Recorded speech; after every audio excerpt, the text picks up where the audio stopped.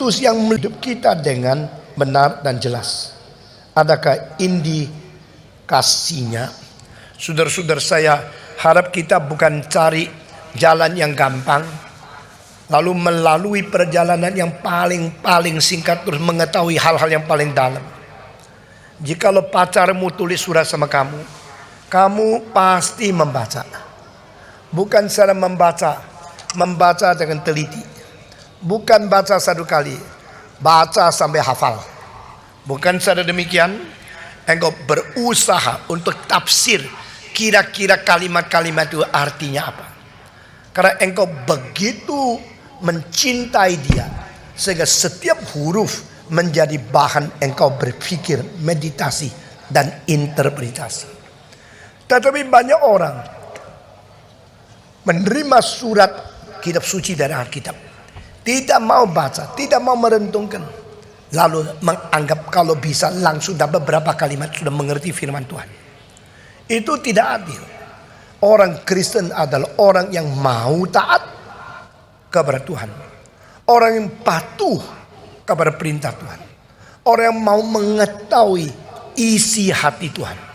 Dan mengetahui isi hati ini merupakan hal yang paling memberikan satu penghiburan kepada Tuhan. Pada waktu orang Israel melihat bangsa-bangsa lain ada raja, maka mereka ingin juga mempunyai raja. Lalu mereka minta kepada Samuel. Samuel sedih sekali, karena Samuel tahu sebenarnya Tuhan itulah raja Israel. Mereka saudara Tuhan Yehova. Mereka tidak puas. Mereka maunya seperti orang kafir yang ada raja-raja yang tak karu-karuan. Maka Samuel minta, Tuhan, bagaimana umatmu minta raja? Tuhan berkata, biarkan mereka. Mereka ingin raja, kasih raja. Nah, ini pertama kali demokrasi di Alkitab dikabulkan oleh Tuhan. Tuhan tidak menekan suara rakyat. Tuhan tidak menolak permintaan rakyat. Tuhan memberikan rakyat seperti apa yang mereka inginkan. Tetapi peringatan itu langsung turun. Beritahu kepada orang Israel, setelah mereka minta raja, mereka akan dibelenggu, mereka akan melayani, dan mereka akan mendapat kesusahan karena ada raja. Raja akan meminta mereka membayar pajak yang tinggi, dan mereka kerja setengah mati melayani raja yang berkeluaran yang besar. Itu sebab Tuhan berkata, beritahu kepada raja-raja, mereka harus ikat semua perintah Tuhan di atas dahi mereka. Ikat Taurat di atas lengan mereka. Ikat firman Tuhan, Taurat di dalam pakaian mereka. Ini membuktikan mereka harus siang malam memikirkan Tuhan. Harus berprinsip dalam melakukan segala sesuatu dan menjalankan firman Tuhan di dalam tingkah laku dan pemikiran mereka. Ini menjadi satu perbedaan antara raja-raja Israel dan raja-raja orang kafir. Dan setelah Saul menjadi raja pertama yang sangat gagal, Tuhan berkata, aku sudah mendirikan seorang raja yang mengerti isi hatiku, yang sesuai dengan isi hatiku. Dia adalah Daud. Semenjak itu kita mengetahui raja hanya keluar dari suku Yehuda. Tetapi suku Yehuda tidak semuanya boleh menjadi raja, kecuali keturunan Daud. Waktu Yesus di dunia disebut anak Daud, ya anak keturunan Daud, berarti yang berkenan kepada Tuhan, itulah raja yang menjadi sesuatu hiburan bagi Tuhan. Semua penguasa selalu berlaku tidak karu-karuan, pakai kuasanya memaksa rakyat dengan menekan rakyat bayar pajak yang banyak. Lalu penguasa-penguasa hamburkan uang-uang daripada pembayar pajak. Mereka korupsi, mereka menguntungkan diri, memprofitkan sendiri. Itu menjadi kebencian bagi Tuhan Allah. Kita bersyukur kepada Tuhan untuk mengetahui kehendak Tuhan, berarti mengetahui isi hati Tuhan. Engkau mau menjalankan kehendak Tuhan, engkau harus mengetahui isi hati Tuhan. Engkau mau mengetahui isi hati Tuhan, Engkau harus baca firman Tuhan dan mengerti segala prinsip di dalamnya. Sehingga di luar kitab suci tidak ada orang mengerti yang disebut kehendak Allah. Di dalam kitab suci tercantum prinsip-prinsip Tuhan mau kita mengerti. Dan Tuhan tidak mau kita sembarangan memperalat ayat untuk mengatakan itu kehendak Tuhan. Tidak ada jalan pintas. Mesti rajin, tekun, sabar, dan senantiasa mendengar dan mencari, memikir, merenungkan firman Tuhan. Sampai engkau menjadi orang yang hidup sesuai dengan kehendak Allah. Kehendak Tuhan Allah dinyatakan kepada siapa? Kepada orang yang sungguh-sungguh jujur dan rendah hati mencarinya. Kehendak Allah dinyatakan melalui siapa? Melalui orang-orang yang berusia atau mereka yang mempunyai pengalaman rohani yang cukup sehingga mereka boleh membagi-bagikan kepadamu. Caranya bagaimana? Itu sebab pendeta-pendeta, orang-orang tua yang sungguh-sungguh mengalami pergumulan hidup, yang mau taat kepada firman Tuhan, pengalaman-pengalaman mereka dan khotbah-khotbah mereka, engkau harus hati-hati mendengar. Jikalau Alkitab tidak tulis, jikalau orang tua kita tidak temukan yang baik, dan di dalam melakukan sesuatu kita tidak tahu apa itu kehendak Tuhan atau tidak, bagaimana kita bisa ambil keputusan tidak melakukan sesuatu? Maka 3 prinsip menjadi patokan yang setiap orang Kristen harus memperhatikan. Pertama, yaitu segala sesuatu saya boleh berbuat, tapi tidak segala sesuatu memuliakan Tuhan. Maka meskipun saya boleh berbuat, namun hal-hal yang tidak memuliakan Tuhan saya tidak mau buat. Nah, ini kehendak Allah. Boleh tidak? Boleh. Tidak ada yang bisa larang. Tapi memuliakan Tuhan tidak? Tidak. Kalau tidak memuliakan Tuhan bagaimana? Ya sudah, jangan lakukan. Ini pertama. Prinsip kedua, segala sesuatu saya boleh melakukan, tetapi tidak menjadi faedah bagi orang lain. Maka akhirnya bagaimana? Ya sudah, tidak usah lakukan. Karena apa? Engkau lakukan tidak menjadi berkat, tidak menjadi contoh, tidak menjadi faedah, dan tidak membangun iman orang lain. Ya sudah, tidak usah lakukan. Prinsip ketiga, segala sesuatu saya boleh lakukan, tetapi jangan saya diikat oleh kelakuan. Alkitab tidak katakan tidak boleh merokok. Tidak ada larangan. Tetapi merokok menjadikan engkau diikat. Manusia yang besarnya 100 kilo, 80 kilo, 60 kilo, atau wanita 40 kilo, tetapi diikat oleh rokok yang cuma 2 gram. Benar tidak? Tidak benar. Karena waktu engkau merokok, engkau bebas. Waktu engkau tahu rokok tidak baik, engkau membuang, engkau tidak bebas. Dia telah menjadi kekuatan mengikat engkau. Itu sebab semua orang Kristen belajar satu hal. Jangan ada dosa yang mengikat saya. Jangan ada hal yang menjatuhkan orang lain. Jangan ada kebebasan saya yang akhirnya menjadikan Tuhan tidak dipermuliakan. Nah, ini prinsip di Alkitab yang menjadi patokan jikalau kurang jelas kehendak Allah. Segala sesuatu dilakukan untuk memuliakan Tuhan.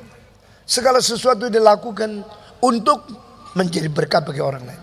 Segala sesuatu dilakukan untuk membebaskan diri tidak diikat oleh dosa. Nah, itulah segala sesuatu boleh dilakukan. Dengan demikian, meskipun tidak ada dukungan ayat, tidak apa-apa. Saudara-saudara, kita berdoa tutup mata. Tidak ada perintah Alkitab. Berdoa harus tutup mata. Tetapi doa buka mata jauh lebih jelek dari doa tutup mata. Jika engkau sedang berdoa buka mata, mendadak tikus lari-lari, engkau lalu cerat-cerit, jadi doamu tambah dengan cerat-cerit. Tidak ada gunanya. Jika tengah-tengah berdoa melihat ada hal yang sangat-sangat merusak atau menggoda, engkau cabang pikiran, engkau tidak bisa konsentrasi kepada Tuhan. Lagi berdoa dengan buka mata, seorang cewek yang cantik lewat, lalu engkau lihat dia, lupa doa lagi kan? Maka doa tutup mata, meskipun tidak ditulis Alkitab, itu jauh lebih baik, maka kita lakukan. Orang Kristen harus serius. Jikalau saya menjadi orang Kristen, saya berdagang saya dapat 100 juta. Kalau saya menjadi pendeta saya dapat 10 juta. Atau saya berdagang saya dapat 1000 juta. Saya menjadi pendeta saya cuma dapat 2 juta. Tetapi pikir-pikir lagi, saya berdagang yang untung cuma saya. Saya menjadi pendeta yang untung banyak orang rohaninya.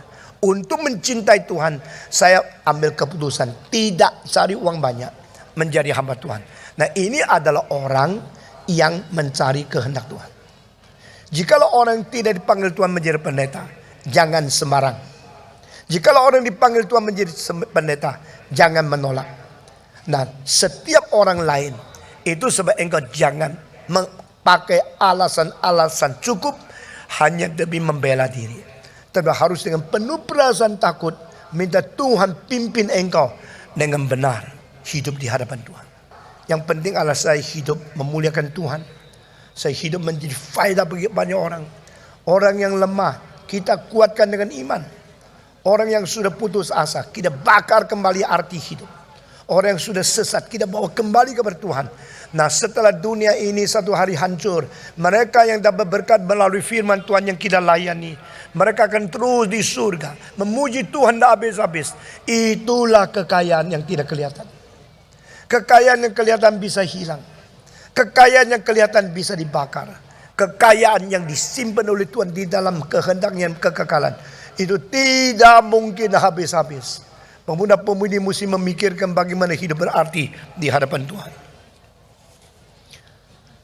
Apakah seorang Kristen yang memiliki pasangan hidup tidak seiman dapat terus hidup bersama sebagai suami istri? Bagaimana tentang bahasa roh? Satu pertanyaan saja. Saudara, banyak orang mencari barang, membeli barang, doa dulu. Tetapi waktu mencari istri tidak doa. Banyak orang mau pilih sesuatu, dia minta pimpinan Tuhan dulu. Tapi kalau sudah cari istri, dia pilih dulu minta setuju oleh Tuhan. Dengan begini berarti engkau tidak mengutamakan Tuhan. Engkau bilang maafkan, saya minta Tuhan juga tidak tahu jawabnya apa kan. Ya saya lihat dulu, cari dulu yang cantik saya ambil. Saudara-saudara tidak salah, engkau suka yang cantik. Tuhan juga menciptakan perempuan yang cantik, itu tidak salah. Asal dua-dua sama mau. Tetapi dua-dua sama mau tidak menghiraukan imannya, tidak menghiraukan wataknya, tidak menghiraukan kelakuannya, tidak menghiraukan kerohanian. Itu besok engkau hanya mendapatkan perempuan yang cantik, tapi saban hari cuci muka dengan air mata. Apa gunanya? Apakah kecantikan itu menjadi satu-satunya syarat kita memilih? Tidak. Banyak orang cantik menganggap diri cantik karena kesombongan mereka. Mereka selalu menghina suami yang kurang bagus. Banyak perempuan cantik mempermainkan cantiknya selain punya suami masih goda-goda orang lain. Banyak perempuan yang cantik mereka tidak suka hanya bergaul dengan satu laki. Dia mau bergaul dengan banyak laki-laki. Akibatnya meskipun engkau sudah dapat dia, tapi hati dia tidak di rumahmu. Hati dia masih jalan-jalan di luar, matanya masih nyeleweng sini sana. Dan itu menjadi satu pisau yang terus tusuk di dalam hatimu seumur hidup. Buat apa? Apalagi kalau engkau sudah tua, dia pergi daripadamu. Sehingga saudara-saudara, jangan kira kecantikan itu satu-satunya syarat. Perempuan yang baik adalah perempuan yang setia, yang taat kepada suami, yang takut kepada Tuhan, dan yang mau diam di rumah, mau sehati bekerja. Meskipun suaminya tidak kaya, dia tidak pernah menghina. Dan mau memelihara anak. Meskipun anaknya banyak, dia betul-betul rajin untuk mendidik mereka besar. Waktu saya masih kecil, umur belasan tahun, di pinggir gang seberang rumah kami satu, ada seorang wanita yang cantik, tapi saben hari jam 11 baru bangun. Anaknya kalau bangun tidak ada yang atur, pembantu tidak bertanggung jawab. Saben hari pergi sekolah lambat, dipukul guru, dan dia tidak peduli. Pokoknya saya jam 11 bangun, terus pakai 1 jam hias-hias sendiri. Keluarganya berantakan. Suaminya juga tidak bisa apa, harus saben hari jam 8 bekerja. Akhirnya anaknya pelan-pelan menjadi anak yang rusak. Dibesarkan menjadi bajingan satu persatu. Mendapatkan istri yang cantik, akhirnya mengkorbankan seluruh keluarga buat apa? Nah saudara-saudara, mari kita mahir sedikit. Mateng sedikit. Perempuan yang baik, harap dia juga cantik. Tapi kalau bukan cantik penggoda, cantik yang mengetahui diri, bagaimana hidup suci, hidup teratur, hidup setia. Sekarang engkau bilang, kalau demikian apa hubungan dengan beda agama? Saudara-saudara, seluruh hidup berdasarkan konsep. Konsepnya bagaimana? Kelakuan akan dikuasai oleh konsep. Dan agama adalah konsep yang mendasari semua konsep. Agama yang berkonsep berbeda mengakibatkan seluruh segi hidup berbeda. Banyak perempuan sebelum nikah mengatakan iya kepada kamu. Setelah nikah dia mulai keras hatinya dan nasi sudah menjadi bubur. Dia tidak takut lagi engkau. Saat itu engkau tidak bisa berbuat apa. Baru engkau sadar engkau nikah salah. Itu sebab saya menganjurkan jangan sembarangan pilih jodoh. Jangan karena kecantikan melalaikan semua prinsip Alkitab yang lain. Karena pada waktu kesulitan sudah tiba, engkau sudah tidak bisa membendung diri. Dan kalau harus engkau seumur hidup cuci muka dengan air mata tak habis-habis, engkau merasa hidup tidak berarti. Saya bersyukur kepada Tuhan, istri saya seiman, sebeban, dan mau sepenanggung jawab dengan saya. Di dalam mendidik anak kita harus sehati. Di dalam melayani Tuhan harus sehati. Dan saya boleh melayani Tuhan begitu banyak karena istri mendukung dengan doa dan istri tidak menjadi halangan.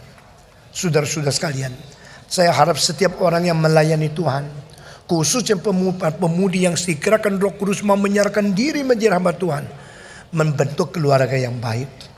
Bukan berarti orang Kristen menikah sama orang Kristen tidak kesulitan.